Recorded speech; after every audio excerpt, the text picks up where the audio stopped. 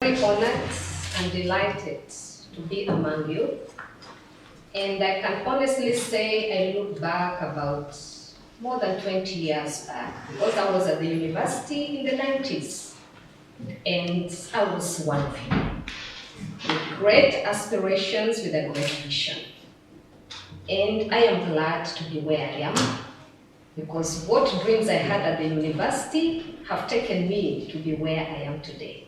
So I look at you and look at the future ambassadors, future presidents, future CEOs, and it's really great to be among students because you carry the brain of any nation, because I'm sure you're from different nations. So thank you once again. I'm here to really tackle one of the most controversial and sometimes very interesting topic.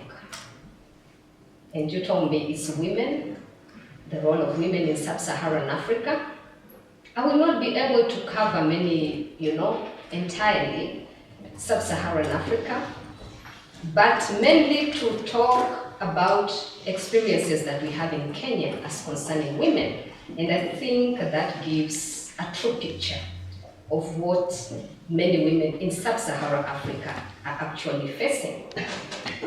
And to start with, actually, is to look at what actually initiated the issues of women in the world, not only in Africa, but to look at women in general, their role, and what women can be able to achieve, and policies and laws that really have been initiated to actually put a woman in a position of leadership, in a position of family, in a position whereby women are not traditionally taken as women, which we saw many, many years ago. And we look at the Beijing conference, which actually gave an initiative to really recognize the role of women.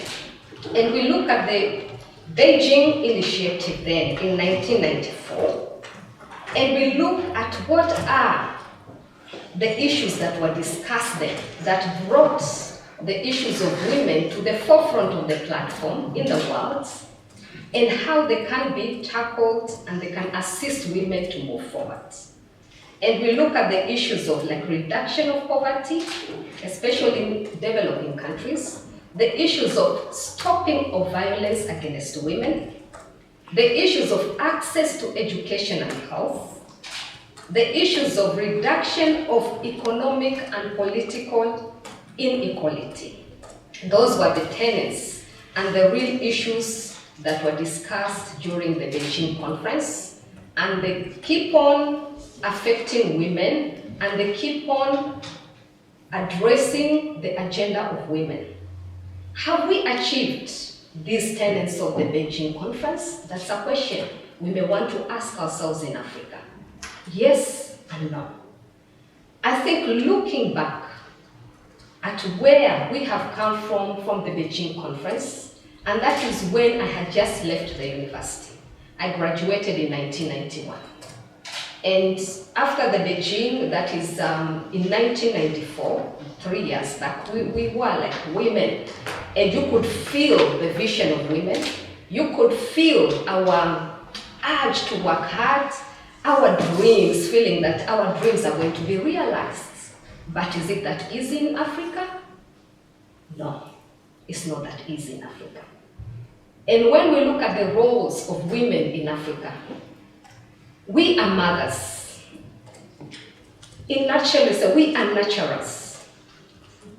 We are, people who provide economic, support for the family. We are the women also, in the professional fields. So this is a woman in a nutshell in Africa.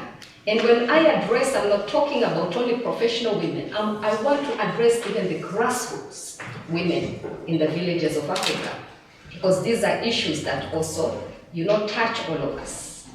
Now we look at many, many governments in Africa, and I look at Kenya. We have come a long way, and we have had successes, and we have had disappointments at the same time. But as women who want to advance this agenda, you look at the positive side. And whatever is pulling you backwards, we must address it. In Kenya, looking at the role of women, we have actually come a long way, and we keep on fighting for our space. Looking at our parliament today, we are fighting for the 2/3 gender rule. We want more women in parliament. And this is one thing that is addressed in our laws, but it's not easy to achieve. First of all, it's not many women who would want to go to politics. It's not an easy thing when you have to fight for your space with men. So what are we gonna do? We have to put policies, we have to put initiatives that are going to push women.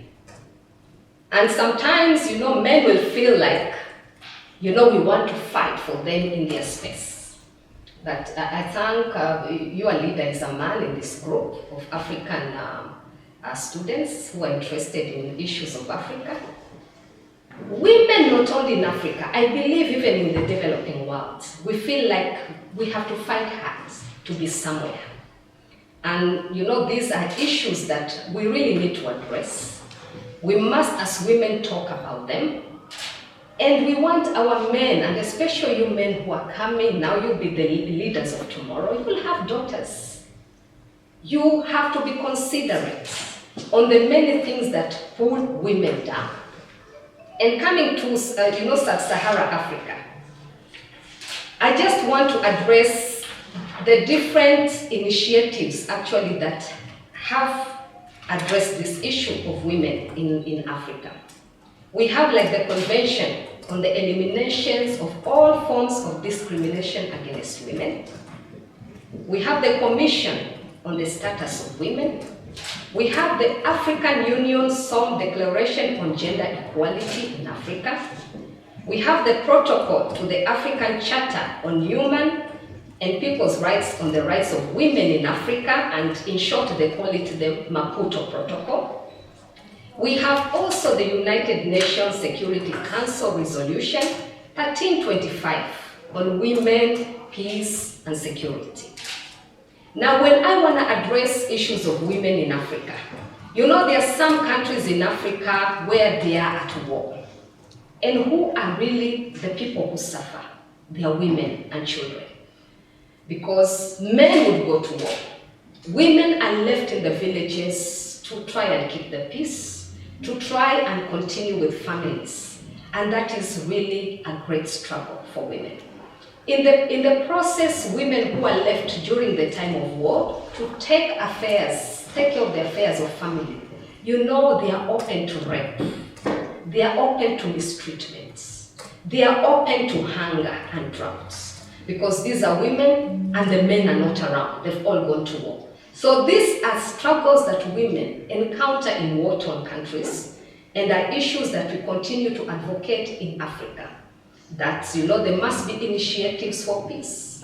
There must be initiative for economic empowerment. Because during times of war, women will lose all their livelihood. You cannot go trade anymore.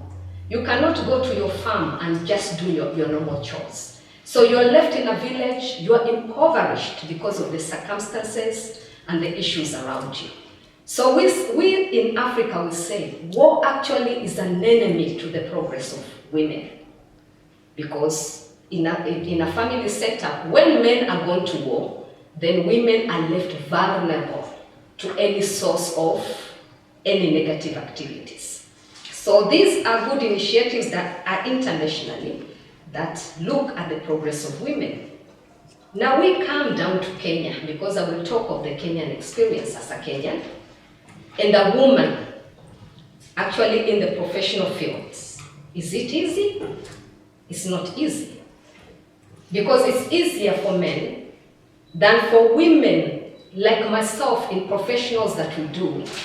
And you are expected to be a woman, you are expected to be a wife, you are expected to be a nurturer, taking care of, bringing up the family. And then you're thrown also into the field of a professional woman. It's a tough It's a tough job, yeah, but it's doable.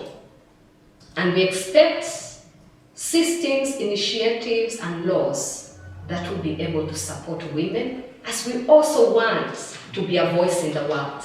We just don't want to be women who are just in the kitchen, women who are just, put there to take care of the family. Women have come a long way. You are here as women getting an education. And you have a dream. After this education, I want to be a professional. Apart from being a professional, I want to be a mother. I want to raise a family. It's not easy for women. When you know the ladder, you have to be climbing the ladder. There, on the ladder, the family is behind you. On the ladder, the husband is behind you.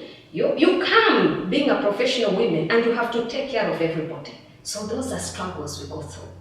So our voices, even as I tell you as women who will come into these fights, it's a generation that will continue with the fight with voicing the struggles of women. Those are issues that must be alive. They must be discussed on the table. And we must be able to talk with our men and say it's not an easy thing for a woman.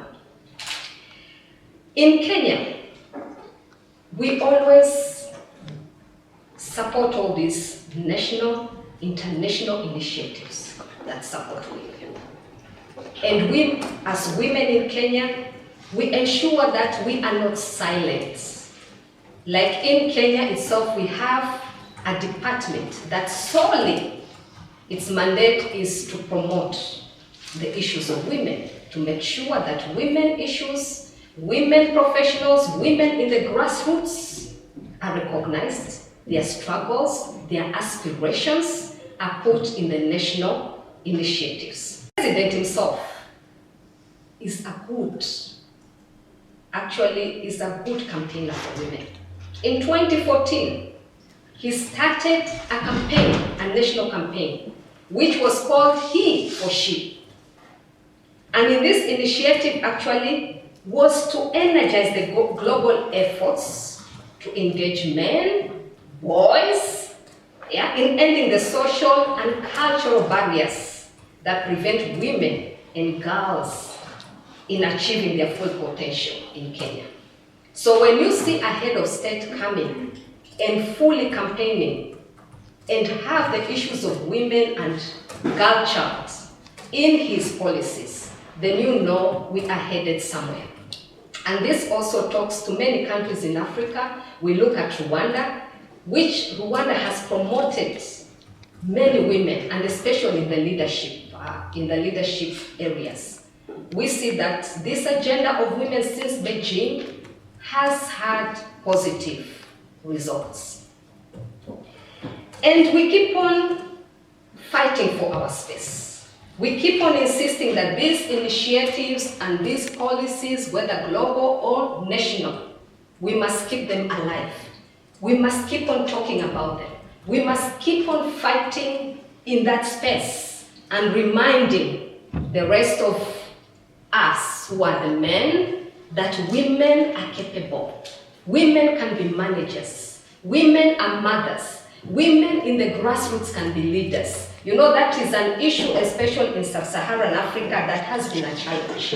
But we have seen many of these, you could call them perspectives or perceptions, have started disappearing, and people have started honoring women and believing that women can be in different areas of leadership, and they can be able to perform well, being mothers, being wives, being managers, and being out there even in the international arena. So what I would say for you students, in your club, in your own initiatives, you must keep on advocating for gender mainstreaming in national developments. And that is exactly what we do in Kenya. In any policy, be it in Kenya, in Russia, there must be gender mainstreaming. Gender issues must be taken into consideration because you cannot have development with the absence of women.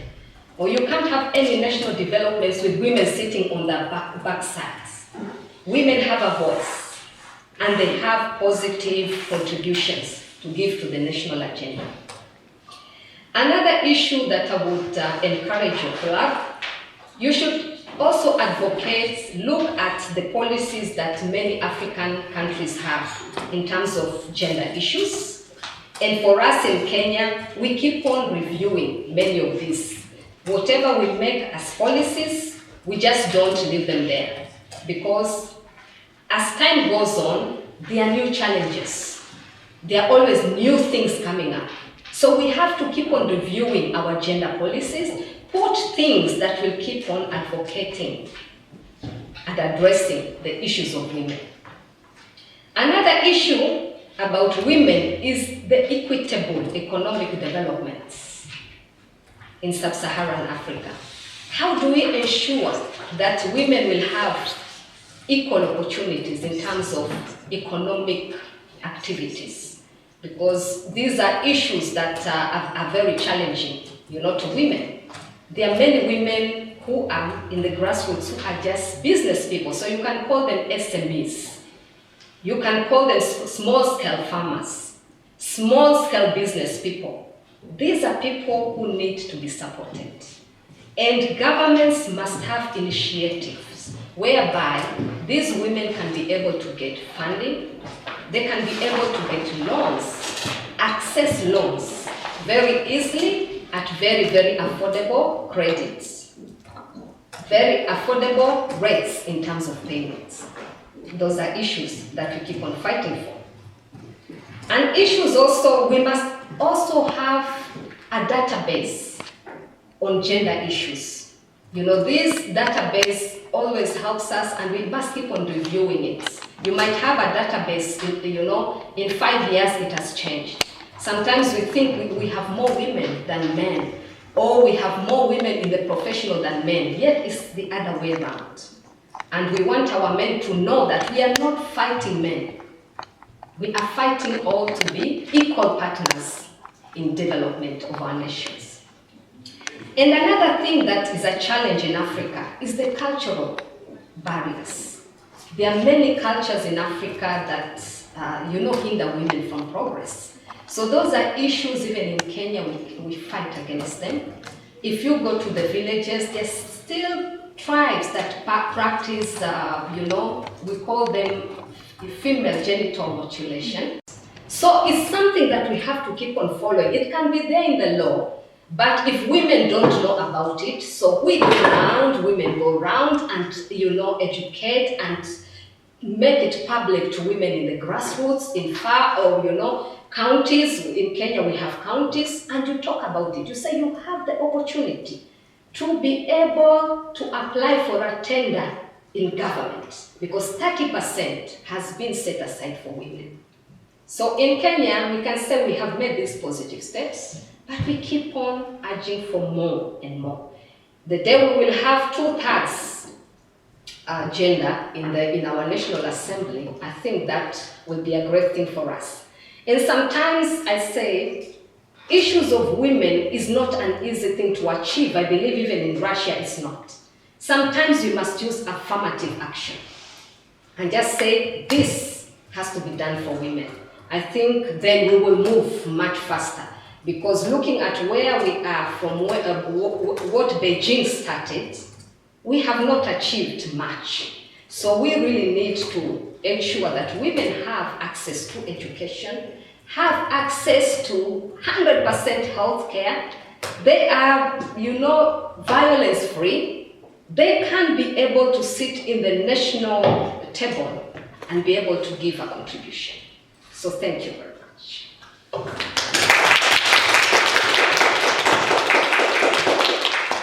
So thank you so much for this magnificent lecture. And we, I guess, have several questions. Кто-нибудь вопрос хочет задать?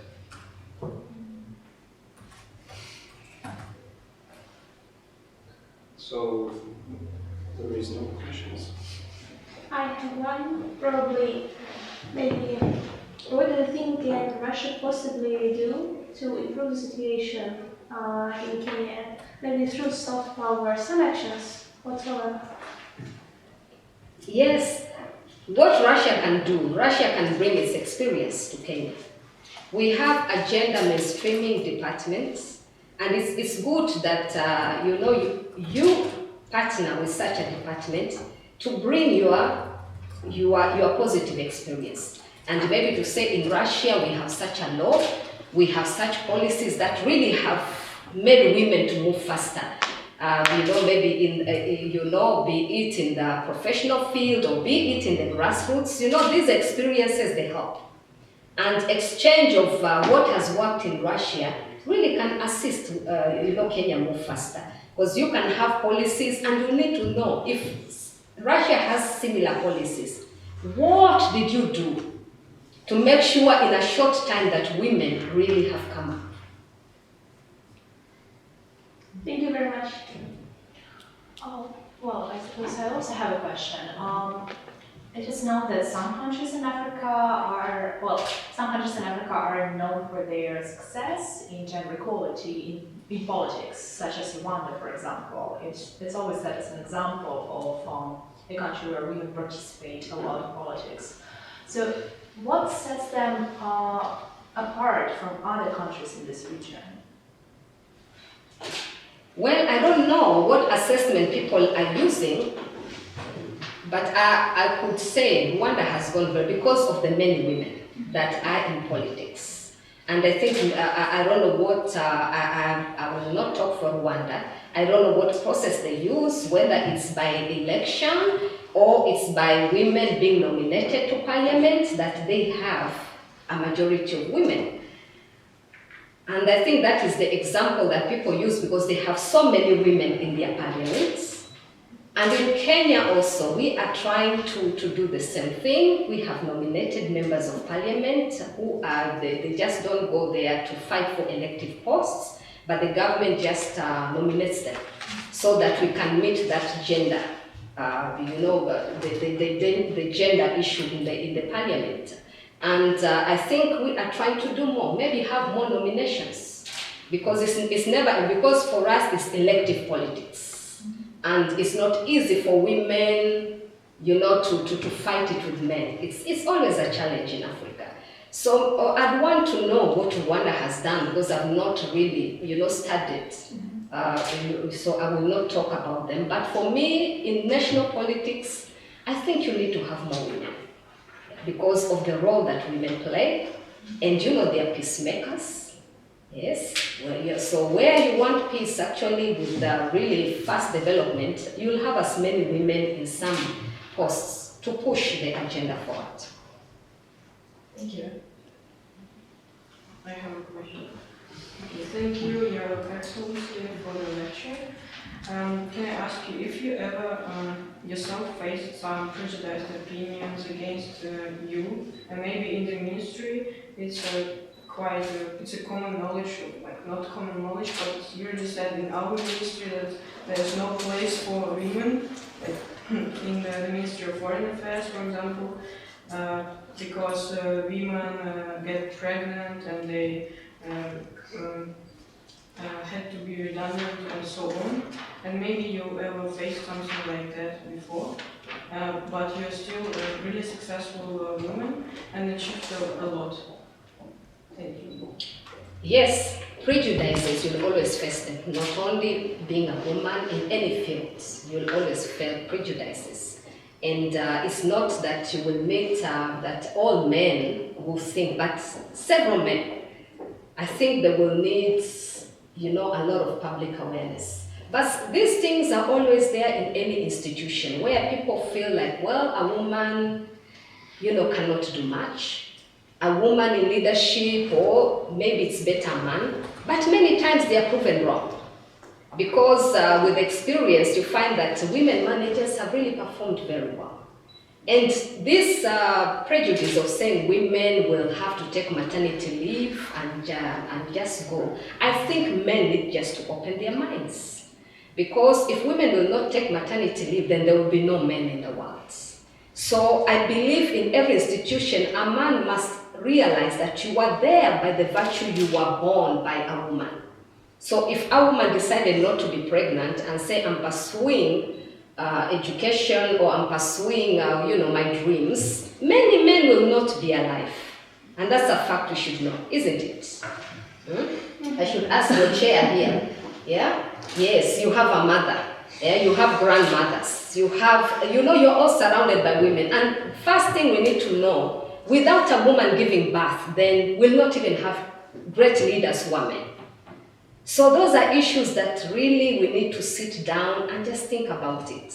And say, it doesn't prevent a woman from being a visionary, from being a leader up there. Just because I become pregnant and then I have to go for maternity leave, I have to be redundant. I believe those policies are long, long gone. If you look at many of the progressive, I think, institutions in the world, if you name Yahoo, you name Google, you name, look at their policies and their laws that protect women in the workplace. I think there are some of those laws that we need to emulate, whereby they really give leadership to women, they make sure they have maternity packages, they have all, because they have really recognized, the value of women in leadership. And I think in many governments we've come a long way. Many governments do recognize women as leaders and they give you your space. You can have your maternity, you can come back to work and continue to contribute to the national developments. So we have one question here, please. So thank you so much. Thank you very much for that wonderful discussion. I am Brian David and I come from the neighboring country, which is Uganda. Yes, my question is, it seems to me, from the topic and from the discussion, that the issue of women empowerment is of great international concern. So at a diplomatic level, do you think that it's really important to maybe while structuring our foreign policies, to include it as one of the key concepts? Maybe how women in this country can cooperate better with women in other countries for gender empowerment, or maybe probably at a regional level, at an international level, any of that. Yeah. Thank you very much. And the issue of, I don't know how Uganda, thank you, my neighbor, and I'm very happy to have my neighbor just, to know that there's somebody just from the region. I don't know how Uganda has approached it, but in our foreign policy in Kenya, it's one of the pillars. Yeah, that we really do see, really encourage women empowerment. And that's why you see, many women heading missions in our embassies. We really support that. We have even in foreign affairs itself, we have a gender mainstreaming department. Yeah, and we are very, very active. Yeah. And in fact, even in the embassies, we are encouraged to do the, gender mainstreaming. Yeah. So in Kenya, that is an agenda that has gone very far.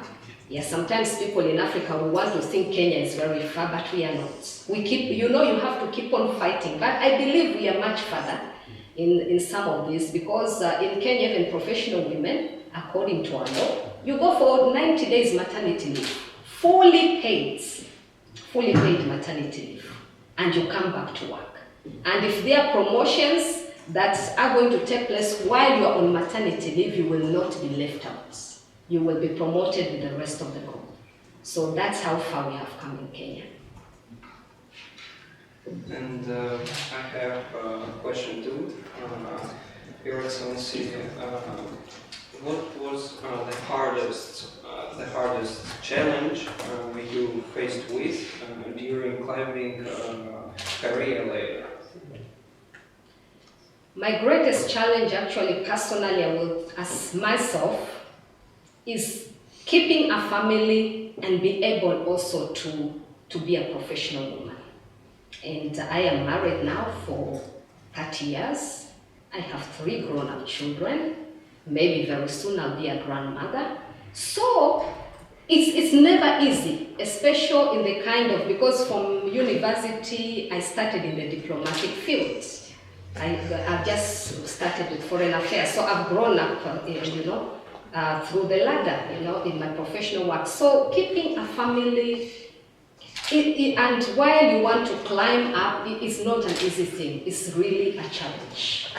Yeah, so that has been one of my challenges, but it's workable. And especially, there are causes also as you're also growing up, up the ladder. Sometimes you're faced when the training opportunities come, that's when you are expecting a child. And those are issues we say, men should consider, because women, we are not the same as men. Our biological composition, and when we have to be mothers, we have to do all, woman would be a professional.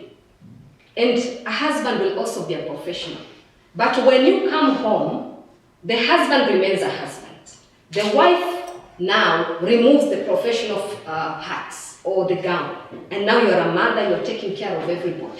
So those are the struggles we go through. You are more tired, you are more exhausted, but you still need to perform. So those are the realities of being a woman in this modern world.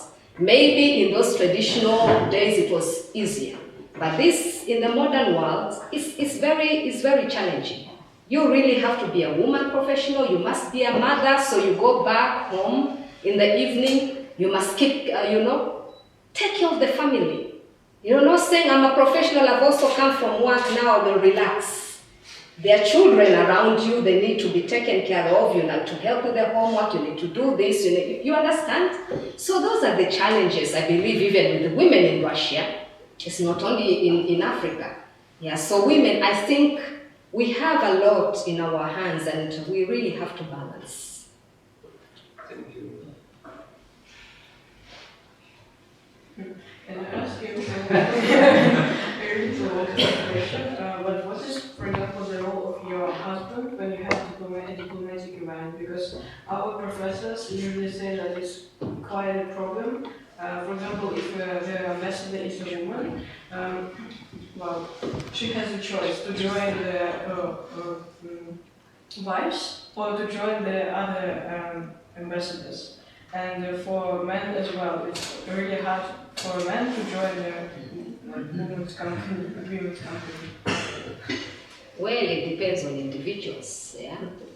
If a man just, it depends on the individual you're married to. Yeah, so this is an individual thing which I don't think I'll give my own assessment. But for me, my husband was very supportive to my career development, to where I am. In fact, even I think I met him before I even joined the diplomatic field. And we just discussed it when the opportunity came. He's the one who supported me, actually said, this is good for you. Yeah, so he's been very supportive. So it all depends on the individual, who you meet as a husband, and whenever he's around, he'd want to take, takes part of the activities as a husband, yeah, of a woman, leading the diplomatic field. I don't see he has a challenge in that. So it's all individualistic. Mm. Yeah, guys, have you? Yeah. Right? Well, sort of a personal question. I'm wondering, assuming you probably are talking to a young girl from any part of sub-Saharan Africa who looks up to either joining your career and reaching up to the position that you're at, which is pretty encouraging for most people. What advice would you give them to probably maybe reach to the position that you're at now? Which words of encouragement, which words of motivation would you tell them? Well, hard work is one thing. You tell them, work hard at what you have right now, and learn to pursue your dreams and also talk about your dreams. If you're a single woman, talk to your people who are around you. I'm sure you have good friends, you have your family. Talk about it. Diplomatic assignments are interesting. At the same time, they are also challenging.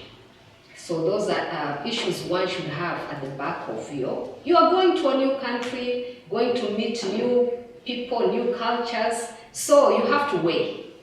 whether you are a person who loves to meet new people, because I tell people, diplomats are international, also politicians. So you must be a people going. You must love people. You must love to know about other cultures. So if you are a diplomatic person and you are an introvert, that, for me as an advice, it will be very, very disadvantageous to you.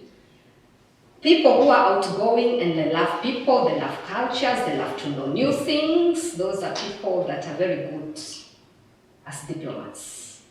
And also it's a profession you really have to keep on reading. That is one thing I'll tell you about diplomacy. You must keep on reading. Issues are every day is international politics. So you must be a good reader, you must love reading, you must love analysis, so it never stops. Okay, any more questions?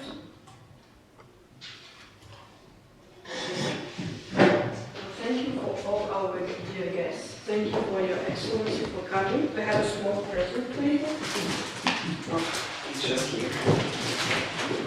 Thank you. Your Excellency. Thank you, sir. Thank you for your lecture.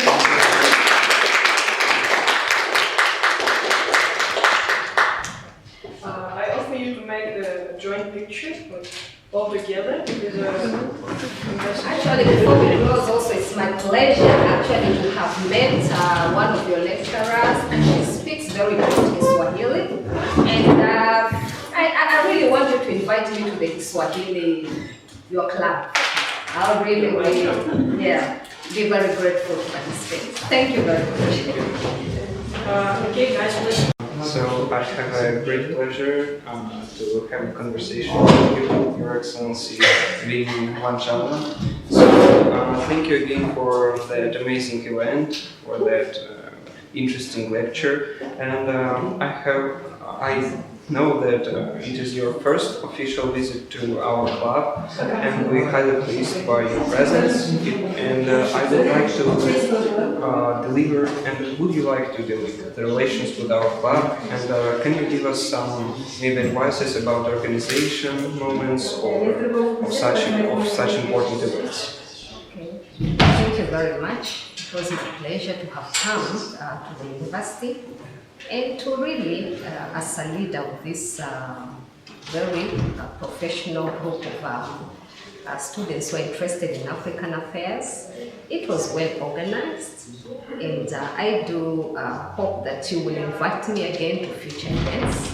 I would be glad to come and talk mostly about the developments in Kenya, the foreign policy, how it impacts the region of Africa, our peace initiative in the region of Africa. That is one of our agendas in the region. And I'd love for students to really know more about Kenya. So I'll be delighted to come back. It was really a great pleasure to interact with students. Thank you so much. And my next question is, could you please tell us just a few words about Kenya's national cuisine and what dish is the most popular with Kenyan people and why? Kenyan, national cuisine, and maybe different parts of Kenya that, have different cuisine. But the national one that most people love is called ugali, which is, it's sort of a cake. It's not a cake. It's something cooked like a cake with maize flour. And people eat it either with vegetables, but Kenyans prefer it with roasted meat and some salads on the side. So that is a dish that every home in Kenya would eat. It's called ugali. So thank you. I think it is delicious. And now about one of the important things, tourism, because I visited Kenya once, Mombasa actually, and it was a great time for me, and ocean and infrastructure is really great. So what is the reason to ask to other students to come to visit Kenya? Yeah, I ask students to come and visit Kenya. It's a great country. It's a great safari country, rated among the best in Africa. Just come and enjoy our white sand beaches. As you visited before, you can also attest to it that we are among the best beach destinations. So I encourage many Russians, and that is one of my agendas here, to increase the numbers of tourism coming to Kenya from Russia. We will, actually. Thank you again. Thank you. Thank you.